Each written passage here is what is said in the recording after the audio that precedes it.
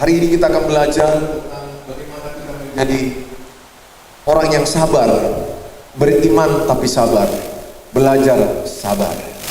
Amin Bapak Ibu. Ya, situasi kita sudah sampai ini 4 bulan, 5 bulan. Kita nggak tahu terus ke depan apa yang masih terjadi. Kita doakan pemerintahan kita doakan bahwa pandemi ini akan segera lebih banyak lagi perubahannya dan menurun penyebaran virus COVID-19 ini. Saya berdoa tangan Tuhan menolong para medis, pemerintah kita supaya diberkati Tuhan. Hari ini saya mengajak kita sama-sama belajar dari kitab Kejadian 39 ayat 20 sampai 23. Kejadian 39 saya mengajak semua dengan tema belajar sabar. Amin Bapak Ibu. Apakah Bapak Ibu sabar pakai masker? Ya, belajar sabar pakai masker ya untuk kebaikan bersama. Nah, dalam kitab Kejadian 39 ayat 20 sampai 23, lalu Yusuf ditangkap oleh tuannya dan dimasukkan ke dalam penjara, tempat tahanan-tahanan raja dikurung. Demikianlah Yusuf dipenjara di sana. Tetapi Tuhan menyertai Yusuf dan melimpahkan kasih setianya kepadanya dan membuat Yusuf kesayangan bagi kepala penjara itu. Sebab itu kepala penjara mempercayakan semua tahanan dalam penjara itu kepada Yusuf, dan segala pekerjaan yang harus dilakukan di situ dialah yang mengurusnya, dan kepala penjara tidak mencampuri segala yang dipercayakannya kepada Yusuf, karena Tuhan menyertai dia, dan apa yang dikerjakannya dibuat Tuhan berhasil.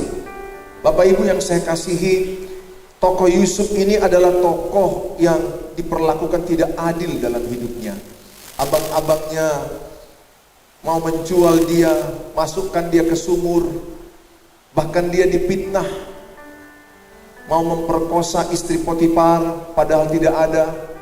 Hidupnya penuh dengan ketidakadilan, dan akhirnya dia jatuh ke dalam penjara, masuk ke dalam penjara para raja-raja. Di dalam penjara itu dia ditahan seumur hidup harusnya. Seharusnya dia ditahan seumur hidup. Kadang-kadang dalam hidup ini orang baik menimpa hal-hal yang buruk, betul? Halo? Kadang-kadang kita lihat orang yang jahat nggak mengalami yang buruk, tapi kok orang yang baik-baik cepat mati. Tapi kok orang yang jahat kita lihat sepertinya kok lama kali kok dia hidup. Kadang-kadang kita lihat seperti itu, walaupun itu tidak benar. Kadang-kadang kita merasakan hidup ini tidak adil. Aku udah melayani Tuhan, kenapa aku sakit? Aku udah melayani Tuhan, kenapa keuangan kami begini? Aku udah melayani Tuhan, kenapa pernikahanku begini? Kadang-kadang ada perasaan di hati kita tidak adil dalam hidup ini.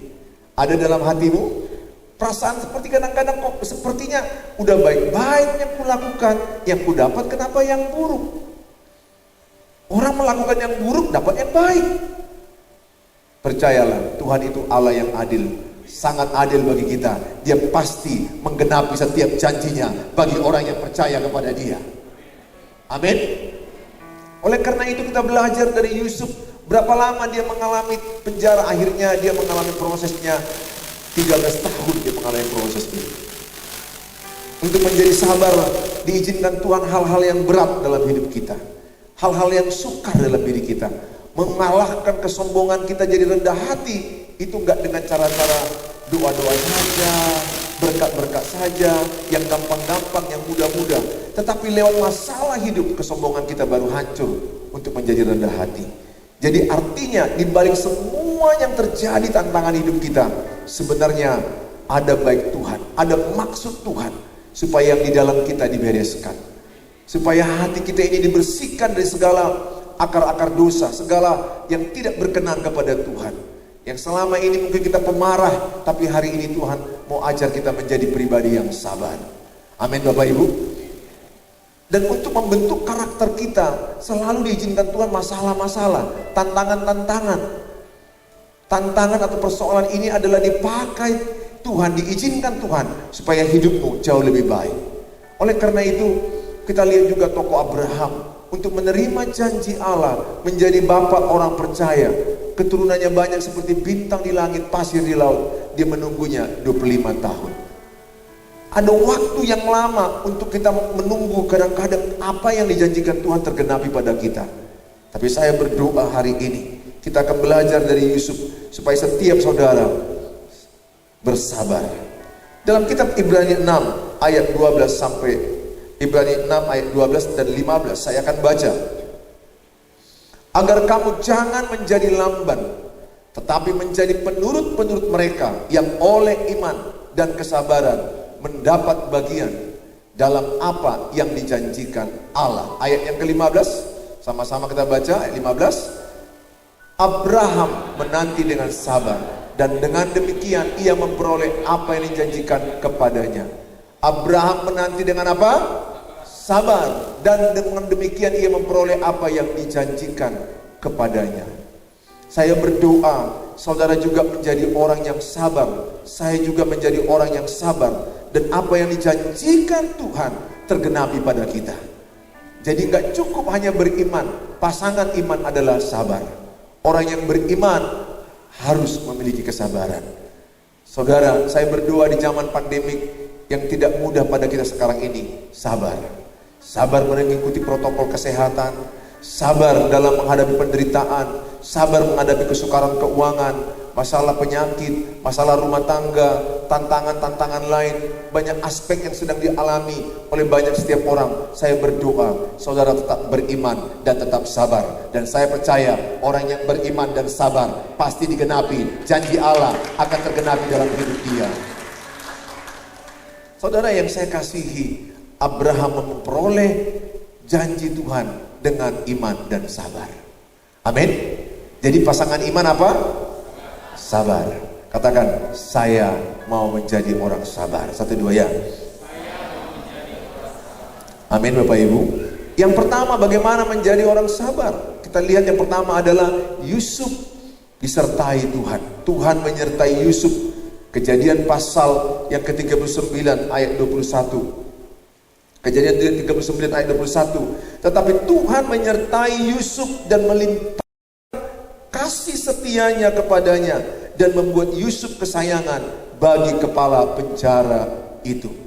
Yang saya melihat adalah bagaimana seorang jadi sabar dalam menjalani hidup yang menderita, hidup yang berat, hidup yang sukar. Salah satu adalah yang poin paling penting adalah kita percaya ada Tuhan yang menyertai saya. Ada Tuhan yang menyertai saudara. Saudara nggak sendiri menjalani hidup yang berat. Saudara nggak sendiri menghadapi hidup yang sukar ini. Dia adalah Allah Immanuel. Dia berjanji Ibrani 13 ayat 5 bahwa sekali-kali aku tidak pernah meninggalkan engkau. Kalaupun ada perasaan kita ditinggalkan Tuhan, tetapi faktanya Tuhan tidak meninggalkan engkau. Faktanya hari ini kau masih ada, masih hidup karena Tuhan punya rencana atas hidupmu. Di balik seluruh apa yang terjadi pada hidupmu, saya percaya ada maksud Tuhan yang baik dalam hidup kita. Oleh karena itu saya mengajak sama saudara, selalulah percaya ada penyertaan Tuhan menyertai saudara. Nah saudara yang saya kasihi, poin yang penting juga adalah kita lihat dalam Mazmur 69 ayat 33. Sebab Tuhan mendengarkan orang-orang miskin dan tidak memandang hina orang-orangnya dalam tahanan. Saudara, Yusuf dalam tahanan, dan Tuhan tidak memandang hina orang yang ditahan. Tuhan tidak memandang hina orang yang miskin.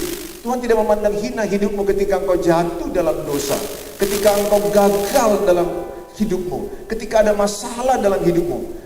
Cara pandang Tuhan terhadapmu dengan cara pandang orang kepadamu beda jauh. Tuhan memandangmu sangat berharga.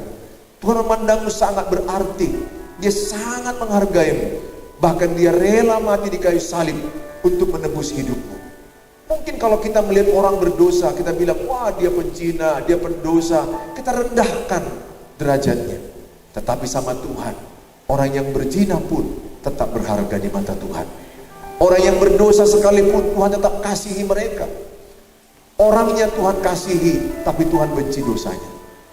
Dia tetap mengasihi semua orang yang berdosa. Bukankah karena begitu besar kasih Allah sehingga ia menurunkan putra tunggalnya supaya setiap orang yang percaya kepadanya tidak binasa, melainkan memperoleh hidup yang kekal. Dia kepingin semua kita di ruangan ini, seisi dunia ini memperoleh hidup yang kekal. Dia tidak pernah memandang rendah hidupmu ketika engkau jatuh dalam dosa. Dia tidak pernah memandang hina hidupmu ketika engkau gagal dalam hidupmu. Dia memandang engkau mulia. Dia memandang engkau dengan angka 10, bukan angka 0. Mungkin kalau kita lihat pencopet, penjahat, pembunuh, kita mungkin memandang dia dengan angka negatif. Tapi sama Tuhan, orang yang berdosa tetap dihargai. Dia tetap mengasihi semua orang yang berdosa. Dia sayang sama saudara. Oleh karena itu Tuhan gak pernah menganggap hina orang miskin. Tuhan gak pernah memandang harta kita. 1 Samuel 16 ayat 7 berkata, Tuhan gak pernah melihat apa yang dilihat oleh manusia di depan matanya, tapi Tuhan melihat hatimu. Sebenarnya di balik masalahmu, Tuhan mau membereskan hatimu. Tuhan mau membereskan. Kadang-kadang kita sombong, kita gak sadar ada kesombongan. Maka Tuhan izinkan kita menghadapi penderitaan supaya beres. Terlalu gampang bagi Tuhan untuk membuat gelombang laut untuk reda, tapi gelombang di hatimu itu keputusanmu. Masalah di hatimu itu adalah bagianmu, ada bagian Tuhan. Terlalu mudah Tuhan berkata, pandemi COVID selesai. Bisakah? Bisakah? Bisakah Tuhan bilang dalam hitungan detik, pandemi COVID-19 stop? Bisakah? Bisa. Tapi sampai detik ini belum terjadi seperti itu. Karena Tuhan mau gelombang hatimu dibereskan. Gelombang luar itu gampang bagi Tuhan. Tapi kesombongan, mudah marah, mudah sakit hati, masalah di hati kita ini bagian kita, bukan bagian Tuhan. Bagian Tuhan ada, bagian kita ada. Oleh karena itu saya mengharapkan sama saudara, mari kita sama-sama percaya penyertaan Tuhan yang luar biasa ada pada kita, supaya kita semakin serupa, segambar dengan Tuhan. Dalam kitab Roma 8 ayat 28 sampai 29 dikatakan, Roma 8 ayat 28 sampai 29, kita tahu sekarang bahwa Allah turut bekerja dalam segala sesuatu untuk mendatangkan kebaikan bagi mereka yang mengasihi Dia, yaitu bagi mereka yang terpanggil sesuai dengan rencana Allah. Sebab semua orang yang dipilihnya dari semula, mereka juga ditentukannya dari semula untuk menjadi serupa dengan gambar anaknya, supaya ia, anaknya itu menjadi yang sulung di antara banyak saudara. Ayat ini jelas berkata, Allah turut bekerja dalam segala perkara untuk mendatangkan kebaikan. Bagaimanapun keadaan pandemi ini, saya tetap percaya ada kebaikan-kebaikan yang perlu kita dapat dari semua cerita hidup yang berat. Dari semua penderitaan masalah yang kita alami, ada kebaikan-kebaikan yang dimaksudkan Tuhan. Kebaikan apa? Yaitu ayat 29, supaya kita semakin serupa segambar dengan Tuhan. Artinya kalau kita mengampuni. Kalau dulu kita pelit, sekarang kita menjadi murah hati. Artinya di balik seluruh penderitaan ini, amin saudara.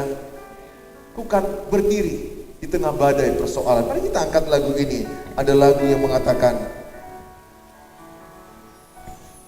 ku kan berdiri di tengah badai dengan kekuatan yang kau berikan. Berapa banyak yang mau tetap teguh berdiri imannya di tengah-tengah badai ini? Ku kan berdiri di tengah badai dengan kekuatan yang kau berikan. Sampai kapanpun ku tahan, karena Yesus selalu menopang. Bukan bertahan dalam tekanan, dengan kekuatan yang kau berikan. Sampai kapanpun tak tergoyahkan, karena Yesus selalu menopang hidupku. Kita angkat lagu ini sebagai iman kita. Engkaulah perisaiku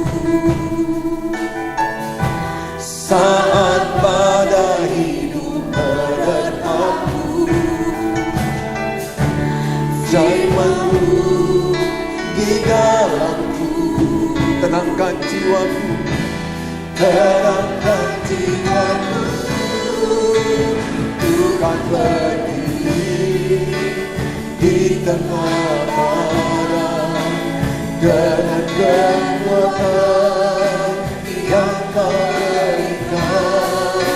Sampai kapanpun ku kan bertahan, karena Yesus selalu menopang.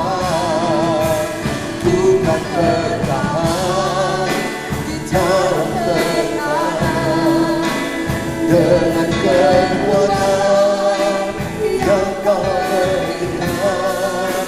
Sampai kapanpun takkan goyahkan, karena Yesus selalu menopang. Bukan berdiri di tengah badai dengan kekuatan yang Kau berikan. Sampai kapanpun bukan bertahan, karena Yesus selalu menopang. Bukan bertahan di dalam tekanan dengan kekuatan yang Kau berikan. Sampai kapanpun takkan goyahkan, karena Yesus selalu menopang hidupku.